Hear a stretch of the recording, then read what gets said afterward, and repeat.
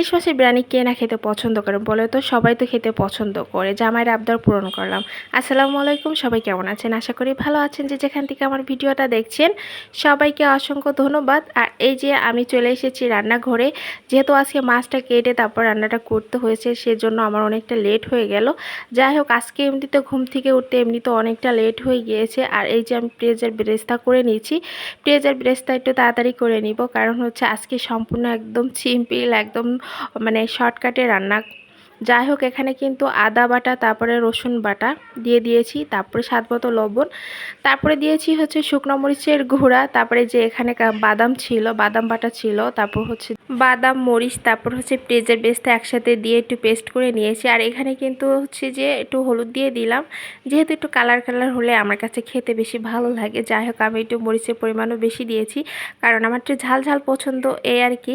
আর এখানে কিন্তু হচ্ছে যে আমার টক দই দিতে একদম ভুলে গিয়েছিলাম, যেহেতু বাসায় কোনো টক দই নাই, তো বাসায় লেবু ছিল আর গুঁড়ো দুধ ছিল, সেটা দিয়ে আমি টক দই বানিয়ে নিয়েছি। তারপরে হাত দিয়ে আমি খুব ভালো করে মিক্স করে নিয়েছি, যেহেতু প্রথম আমার মনে ছিল না। যাই হোক, আমি কিন্তু ভালো করে মিক্স করে নিয়ে তারপরে আধা ঘন্টার জন্য আমি হচ্ছে রেস্টে রেখে দিব, যেহেতু রান্না করার অনেকটা তাড়া। আর এখানে কিন্তু আমি এসে তেল দিয়ে দিয়েছি, আর মাছটা উঠিয়ে কিন্তু তারপর সে মশলাগুলো দিয়ে দিয়েছি, বাড়তি করে আর কিছুই দিব না। যাই হোক, এই মশলা দিয়ে আজকে রান্না করব।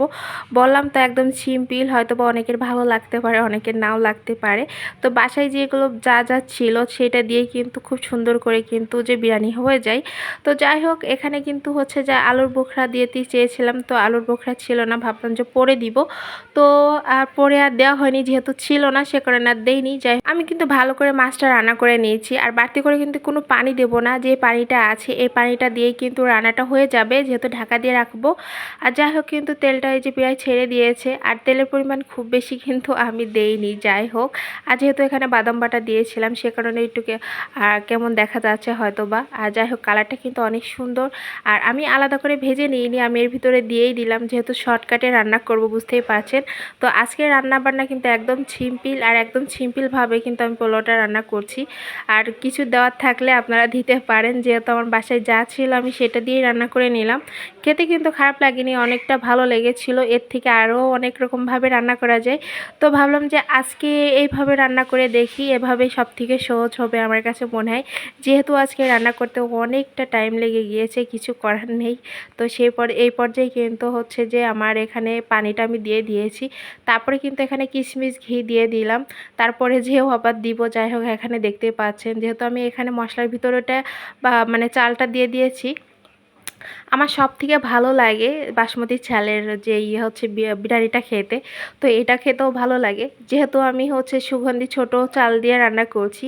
এটা এভাবে রান্না করলে আমার কাছে ভালো লাগে। তো যাই হোক, আমি কিন্তু কাঁচামরিচ দিয়ে দিলাম, দিয়ে তারপরে কিন্তু চারিদিক থেকে একটু লেগে লেগে যাচ্ছে, যেহেতু আমি মশলার ভিতরে দিয়ে দিয়েছি, তো লাগতেই পারে। যাই হোক, একদম অল্প জাল দিয়ে কিন্তু আমি রান্নাটা করছি।